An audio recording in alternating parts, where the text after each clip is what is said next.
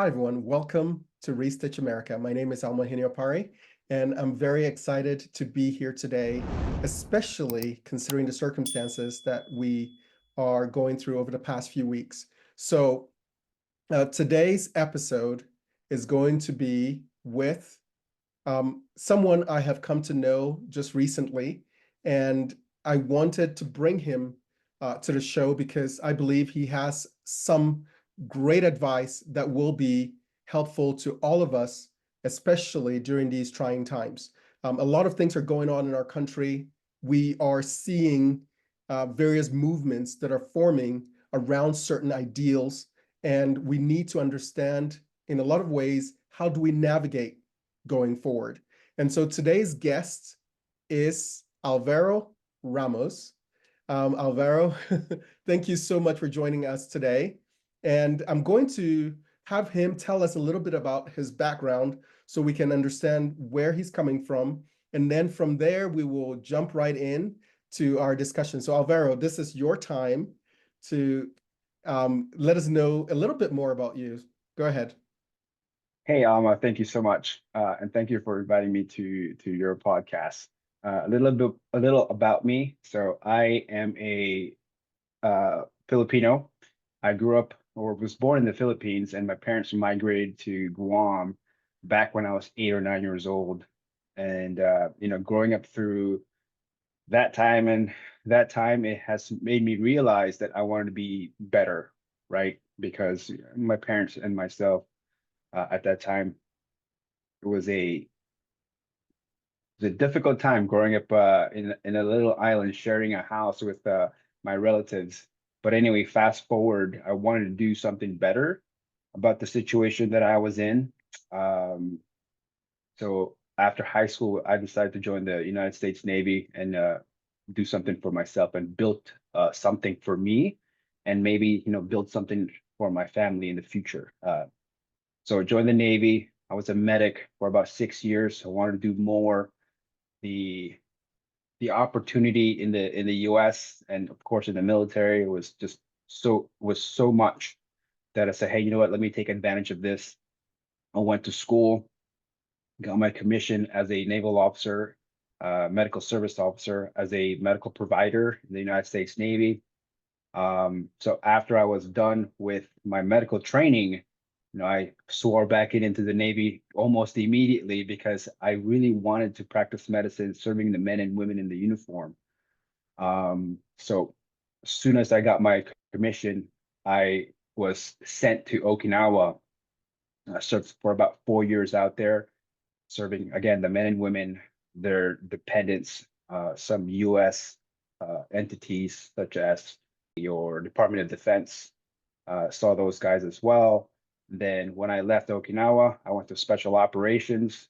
I had a small taste of what spec ops would look like. I enjoyed my time there. And then shortly after that, I moved to the White House from 2018 until 2022, serving POTUS, VPOTUS, both administrations, and then left the White House to San Diego, serving as the senior medical officer at one of the SEAL teams out here in the West Coast. And then just recently in March, after 23 years in the military, I said, thank you, but it's now time for me to retire. Now I'm doing my own thing. And that thing is a practice that I have built based on my experiences in the military, from executive medicine to special operations. I saw what I wanted to do in medicine. So now my goal is to provide that to your average person. Oh, thank you so much for sharing that Yeah, illustrious career with us. thank you. And we'll delve a little deeper into Sure. that background. But I wanted to take a really quick pause and remind people why we bring people like Alvaro onto this show. So Restitch America, the purpose of this podcast is to provide an outlet where Americans can have civil conversations. We are in a time that is so polarized nowadays that it is hard for us to see the humanity on the other side of whatever aisle we're on. And we need to restore civility. We need to restore conversation. And what I'm trying to do here is to give us an opportunity to meet interesting people who have a story that can not only kind of create a sense of camaraderie with our fellow Americans, but also show us that there's so much we have in common than divides us. And so I brought Alvaro here so that he can share his experiences with us vis-a-vis some of the things that are happening in our country today. So Alvaro, let's jump a little bit into your childhood. So you talked about growing up in the Philippines, and Yeah. tell me a little bit about your experience in the Philippines and then also in Guam. And you talked about a yearning to do something better with your life. Right. And so tell me about that. What was that, underpinning desire coming from? Sure, absolutely. I will tell you as much as I can remember. Of course, from photos and stories that I continue to tell my kids so that I don't forget, because as a child you won't really remember all of that. So um, I recall as a child growing up, my father was already gone, working overseas, working in Guam, trying to petition us the legal way. So that took many years. So for many years, as a kid, I grew up knowing my father through pictures, and he would come and visit us once a year. And then, growing up in a house with a straw roof, when it would rain, you would have leaks on the straw roof, and you would collect buckets or collect water from the buckets. And then finally, after about several years, again, like I said mentioned earlier, around 8 or 9 years old, my father was able to legally petition us to Guam, which is a U.S. territory. And I remember, when we got that letter saying, hey, you guys are petitioned, you guys could go to Guam. I remember I made a paper airplane, and on the tail of that airplane, I put USA, right? And I flew it. And a friend of mine, I forget his name, he asked me, um, what is written on that plane? And he looks at it and he goes, USA. I'm like, no, it's USA, right? United States of America. And then I flew it. Um, and I kept that paper airplane until we left. Or so I had it all the way until when we were in Guam. I don't have it anymore. So I had the visual that when we got to Guam that everything would be okay, right? From the TV shows that you see as a kid, like this is it, right? This is gonna be amazing. Fast forward, get to Guam, it wasn't just as I imagined, because we also had to work hard. My dad didn't have his own house, so we had to stay with my aunt, which was a very small house, and then we stayed on the other side of the house was just duplex. And Alma, let me tell you, I felt like the space that we had in the Philippines was bigger compared to where we were at in Guam, because it was a hallway. It was a hallway, and we were a family of five. There was one bedroom in that duplex, and it was me and my other brothers who shared that. My parents, they said, hey, you know what? Go ahead and sleep in the bed. We'll sleep on the floor. The floor that they slept in was a combination of the kitchen, the living room, and everything else. Wow.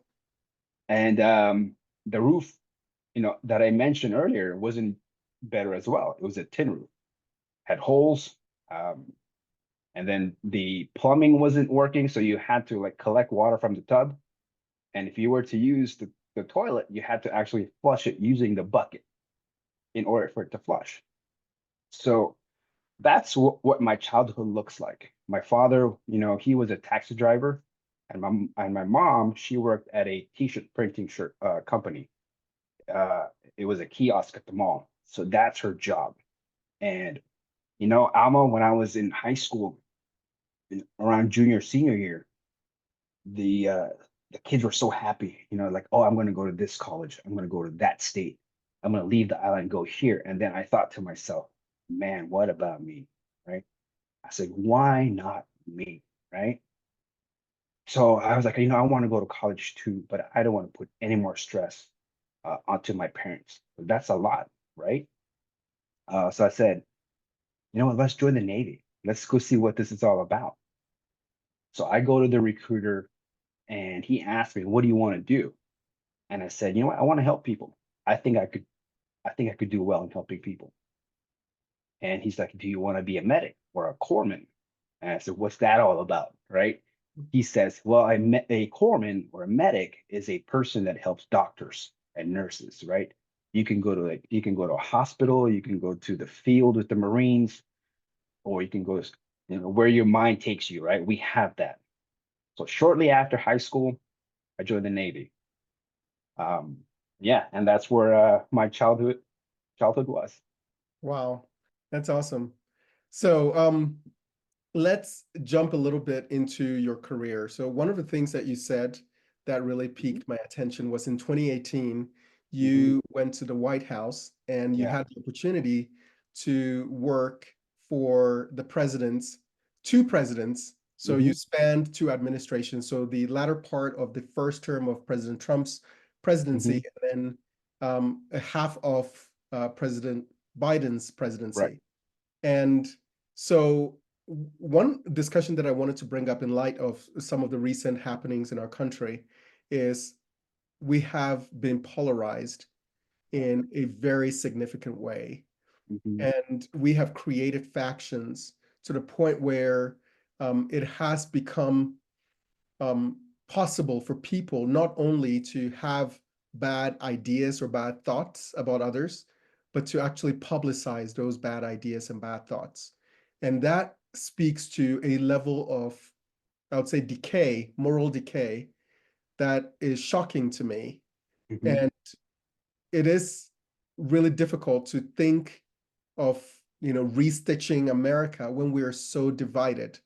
And so I want to understand your perspective as a medic. So as a medic, you don't get to choose who your patients are. Right. Right?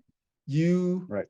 and you have to take your training and apply that training as best as you can, irrespective of who walks in that door, right? Right. So explain to me, people would think, Biden completely different from Trump with respect to policies and Mhm, things like that. So from the perspective of someone who is trained to be neutral, mhm. how do you separate your personal, convictions and personal ideals with the job of seeing everybody as a patient that is in need of help? Absolutely. That's a great question. I was having a conversation, was it 2 or 3 days ago, a friend of mine, right? And he knew that I was a physician associate to the president for both administrations. And so he asked me, right, what my values are. And I explained to him what my values are, right? And I explained to him that now, the time that we live in, we have gone so far to the the side of the aisle that we lean towards, right? So then I challenged him and asked him, before you knew what my values were, or where my values lean towards, right? Before any of that happened, what did you consider me? Did you consider me as a friend, or did you consider me as a colleague, or what? And he goes, as a friend. And when I told you where my values lie, right? Uh, what happened, right? So if I tell you that I, lean as a more conservative, or if I told you that I lean more liberal, how does that affect you? Because before any of this conversation, happened, you and I were great friends, right? But the moment that you knew that a side was chosen, or maybe lean towards that side, there was a change in the attitude. And I think that's what needs to be fixed, right? I think what we need to do as people is to actually value that individual, value that person, not about where they where they lean towards, because we have to go back to the fundamentals as humans, right? As a person, respecting one another. So to answer your question, so I've seen both sides. I've seen from the Republican side and to the Democrat side. Now, I like to stay in the middle as a medical professional, because as a medical professional, I spent most of my days, and my wife hated it because she's like, you spent most of your days at the White House, right? So as a professional, I have to think professionally, right? And we do not choose which side whenever a patient comes in. I had there was an instance uh, during the Biden administration, and there was a request to have all female team to for this principal, and the answer was, because we are an apolitical entity, we you get the best medical providers for you, not not their sex, right? Because you feel comfortable. Because what we are providing is medical care, and we cannot decide who we treat. And it's the same for me. I have taken that Hippocratic oath that if somebody came to me needing help, I'm not there to say, hey, what's your political views, because that right there is what's gonna get you through the door. I don't see it that way. I see the person, right, needing my help. And it doesn't matter what side of the aisle that they fall under. It's do good things to those people who need help. Thank you for sharing that. When I think about it, and I wanted to share my thoughts on this, is I see something that I call an emotional and psychological shortcut.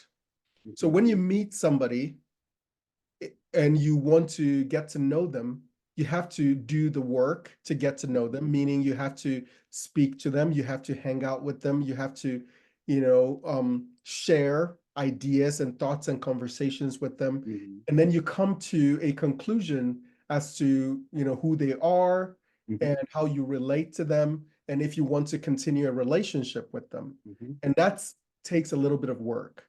Right. Now, we understand naturally that you can't do that with everybody you meet, Mhm. and that's fine.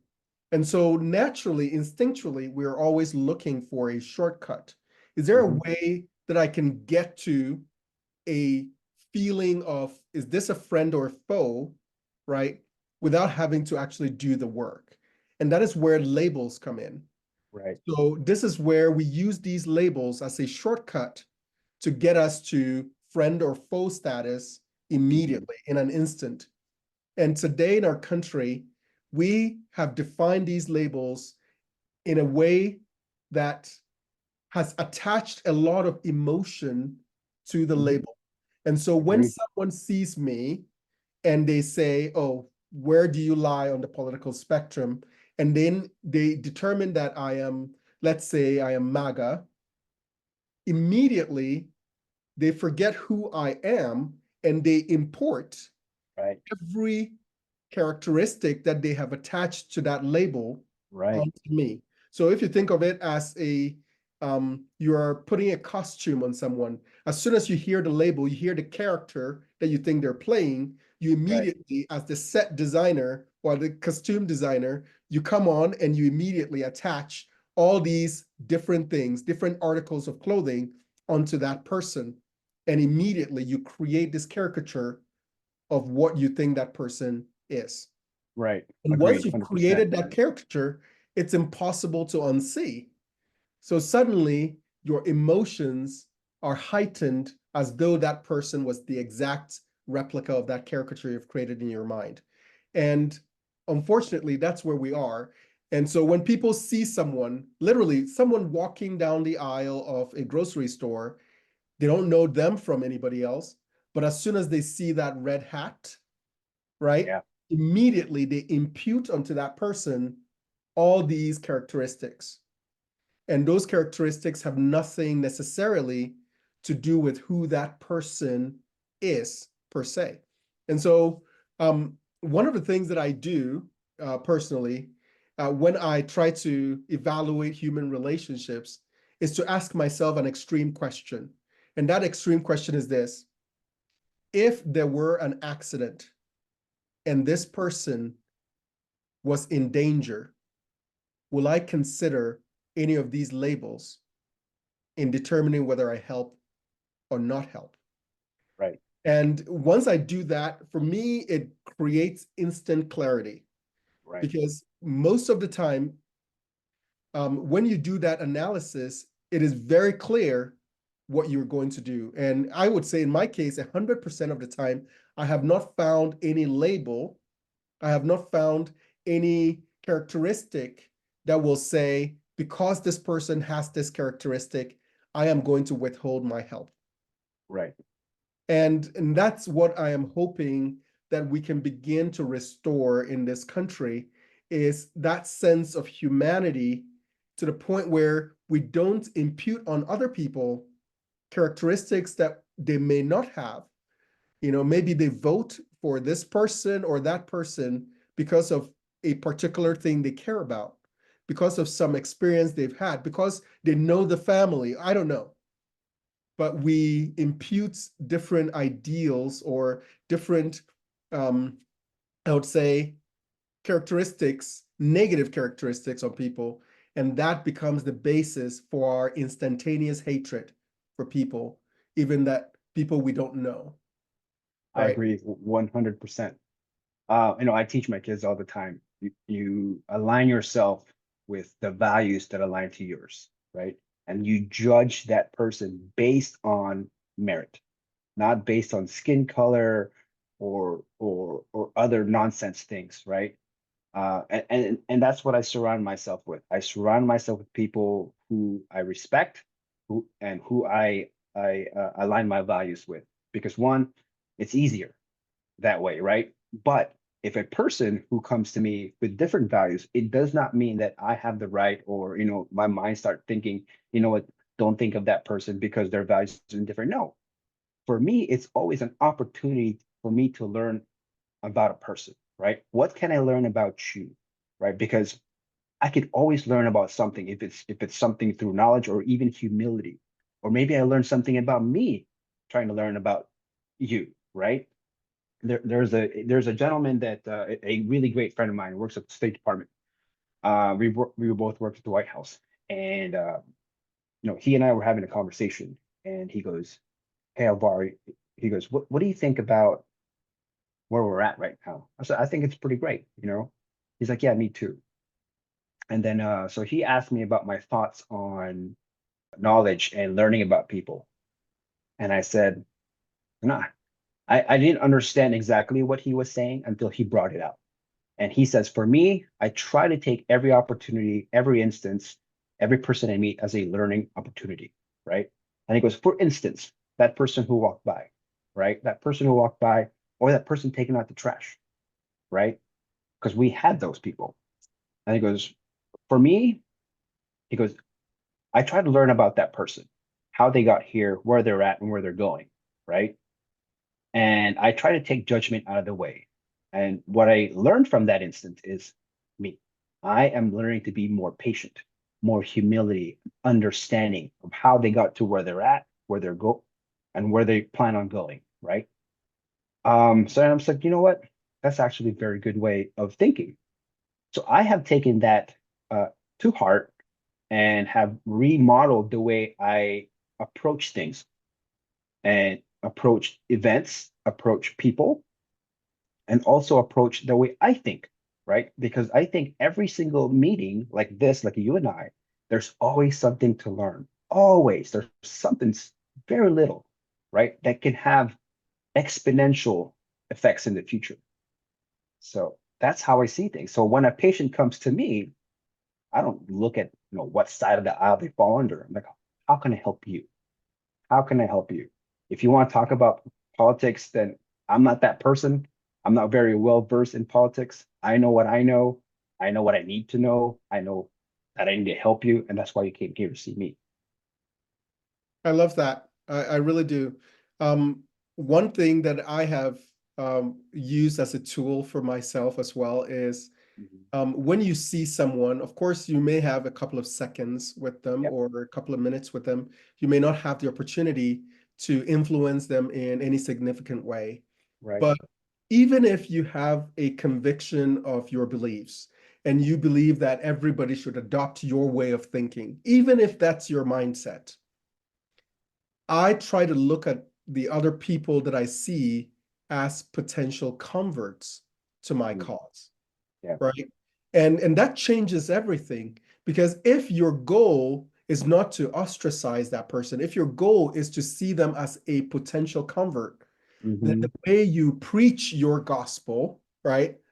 The way you speak to them is going to be different because you look to seeing that person at some future point standing side by side with you.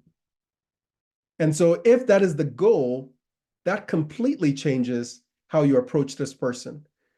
And another thing that I like to do is I say, I don't like to apologize. Now, this might sound counterintuitive, but the way I think about it is this way.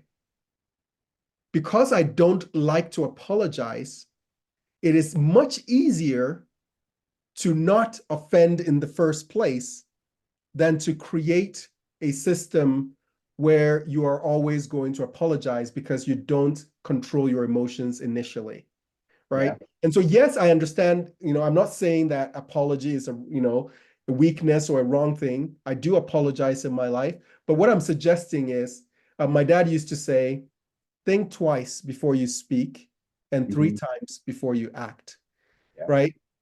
If we were to adopt that kind of mindset, to say the person I'm looking at who is completely, um, on the opposite side of what I call normal, let's say, but we see them as a potential convert, a potential comrade, a potential friend, a potential colleague, then it changes how we work I with them. love that. I love that. What I also like to do is when I start to have negative thoughts or I want to say something negative, I think to myself, why don't you pull yourself out of the situation and see two people having a conversation. One is you and one is the other person. And exactly imagine yourself telling that person what you're about to tell them, right? And see if that's the right thing that you want to see, right? Or even better, how would my kids perceive me if I talked in this way, right? And that immediately affects the way things I say and how I Exactly. deliver it. Exactly. One thing I've always told my kids is I tell them, this is a proverb that I'm sure you've heard of, honey catches more flies than vinegar. Oh yeah. Um, and it doesn't matter. Yes, sometimes, you need to be clear. Sometimes you Mhm. need to say something in a passionate way. Right. However, the goal is what matters. What is your goal in the end? If your goal is to belittle, to ostracize, to condemn, then when you speak clearly or plainly or what some may call harshly, that goal will be represented in the way you speak, right? That goal will be represented. However, if your goal is to embrace this person, right? If your goal is, I want to be able to say the thing that I need to say and still be able to turn around and give this person a hug and still be able Yeah. to turn around and take this person to lunch. If that is my Yeah. goal, then I can still be firm, I can still be truthful, and in some way I could still be um, harsh, as some may characterize it, but it will show in how what I do right after, Mhm. right? After you've delivered that message, what do you do right after? Right. And that is really important as we discuss kind of how to come together as a country. Unfortunately, I feel like this is not taught anymore. I don't know. There should be a course either in high school, probably in high school, Or or parents. exactly parents. Oof, I love that. But yes, Yes, Yeah, I think it needs to definitely start in the home. But I think as a society, we need to prioritize having conversations. And I think sometimes we assume that these are traits that we're just born with. The ability right, to talk to someone who you disagree with, right? And in school, we have debate club, right? But right, that's only limited to a very few set of people who feel like I can debate. But then right. most of us go into the world and we have to have conversations with the rest of the world. So imagine if there was a course that taught people, how do you engage in conversation? How do Yeah, you how do you talk to someone without, getting too emotional to the point where you can't convey your message? How do you do that? And unfortunately, we don't have that kind of tutelage, and people get into the world and they absolutely do not know how to interact, whether with authority figures, whether with, people who might be on the opposite side of something that they are fighting for. hmm, And when we can't talk, and this is something, a tribute to Charlie Kirk, says when we stop talking, that is when violence happens. right. I agree. When we stop It, talking, that is when we begin to see the other side as less human. right, I agree. For me, I think everything starts at the home, and I think one of the things that I really value in my home is the servant leadership. Right? How do I serve you? And in this case, starting from the homes, how do I serve my kids? Alma, I want to share with you. Let's go all the way back. I saw my father, right? Hardworking, would come home late at night, looking defeated, tired, right? Late at nights. Sometimes he would come home with no customers at all, but he was happy. He was there. He took care of us. That's the value that instilled in me because he would still have time to talk to us, take care of us, and and I saw the value of hard work, and that's my standard of hard work. So when I graduated school, receiving my master's and being commissioned in the Navy, he apologized to me and he says, "Son, I'm sorry." And I said, "What for?" And he goes, um, "I was not there to help you, financially." And I said, finances, all of that, that's all tangible, that can be replaced, etc. He goes, "The one thing you gave me," right? I'm going to be a little, emotional. I said, "The one thing you gave me was something that nobody else could. That's the value of honesty and hard work. And you brought that home every night." That is what I saw. So I think as leaders, being parents, we need to instill that into our kids, right? We need to demonstrate what that looks like so that they can so that they know, right? And then they can go out into the world and say, "Hey, you know what? That's how my dad spoke to me. That's how my dad spoke to my mom. That's what hard work looks like, right?" That's the conversation that they have. So then as kids, they're like, "Okay, that's what it looks like," right? And they go out into the world doing the exact same thing. We need to be leaders and lead the young. And we need to demonstrate that, right? Because as fathers, as leaders, we influence those that are around us. I think it is up to us. Thank you. Wow. Yeah, That means a lot. And I think that the people who are listening to this will feel that emotion and recognize that at right, the end of the day, we are role models, whether we know it or not, whether we right. accept that responsibility or not. Our children are watching us, Mhm, and they are seeing how we respond to things. They're seeing how we react to things we don't agree with. They're seeing with how we deal with other people. Are we fair? Are we compassionate? Do we give grace to people mhm. who may have wronged us? Right? Do we try to see the best in others? And unfortunately, it is difficult to find those traits. At least I know they exist, but at least it's difficult to see them online because unfortunately, we've created algorithms that amplify distress, amplify Mhm. hatred, amplify all the vices that we have in our country. And a while back I was thinking, what if, and maybe we may end up doing this, but I was thinking, what if there were a website and all it did was curate good news? It literally just went and found good news and put it all in one place. So that when you are sad, when you're feeling down, when you are losing faith in humanity, you can open this app and all you see is good news. And not just news, but also it could be curating YouTube videos that are Yeah. positive, or curating TikTok videos or Instagram reels. But basically, it becomes your good news recharge spot where you can just go and restore your faith in humanity. Know that, but now, when you scroll through, what are you seeing? Outrage, outrage, outrage, maybe one puppy video, and then back to outrage, outrage, outrage. And we get up in the morning and we become so enraged before we even step out the door. We are already enraged. And that becomes the lens with which we look at the entire world. So if you take a step back and exactly what we're looking at, right? When you look at Enrage, you're looking at these short snippets. They are emotion grabber. They really are, and that's how people that's what people gravitate to. They gravitate through emotion. I think we need to really step back and say, hey, you know what? Maybe I need to step away, reevaluate how you're feeling while you're watching these snippets, right? That's what we need to do as people.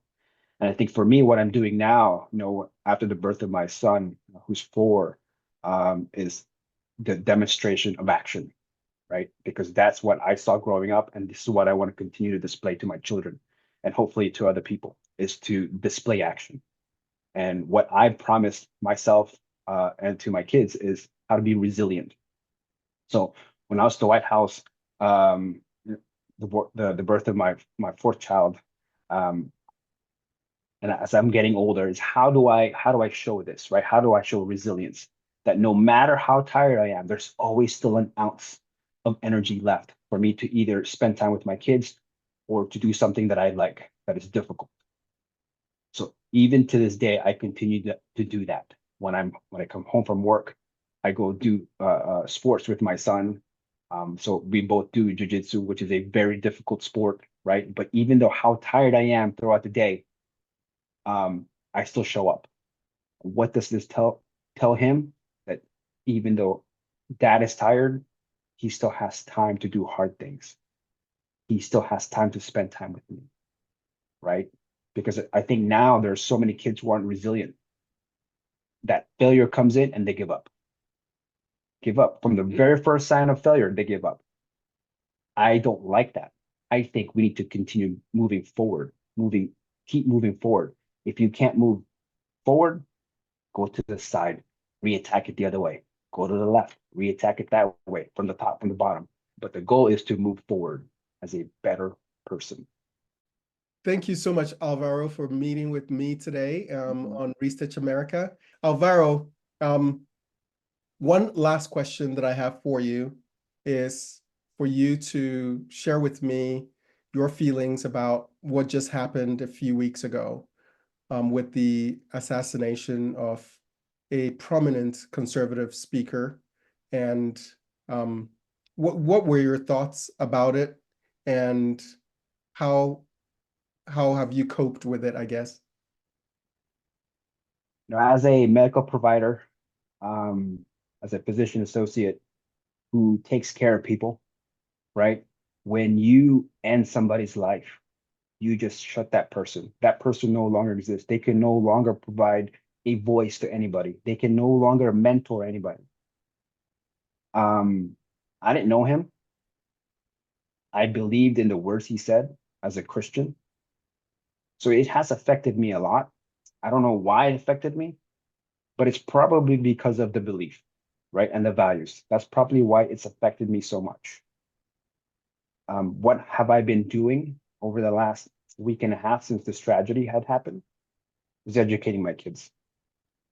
That education is to be more mindful about what you say and respecting other people because every individual have their own way of thinking. But you shouldn't judge that person by their opinions, because you have yours too. You know what I mean? So it's a lot that's been going on in my mind, and I've been having self-reflection. You know, what do I do with this information? What do I do with this feeling? But let me tell you exactly what I'm gonna do.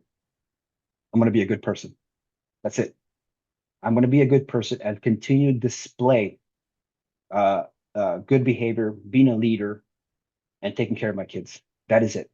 Because the most important thing is, how do I teach my children how to be a good person, right? The way that Jesus would want. That is my belief, is how do I do that? And I think that's through actions. Thank you so much. This has been a great conversation. What it tells me is that the same mouth that we use to denigrate, to belittle, to destroy, that same mouth can be used to uplift, to inspire, and to raise people up. Mhm. And we have both of those in us. And our goal is to remove or eliminate one and amplify the other. And so thank you for having this conversation with me. Thank you so much for joining me today. All right, so everyone, thank you so much for joining us on Restitch America today, and we will see you next week. Have a great day.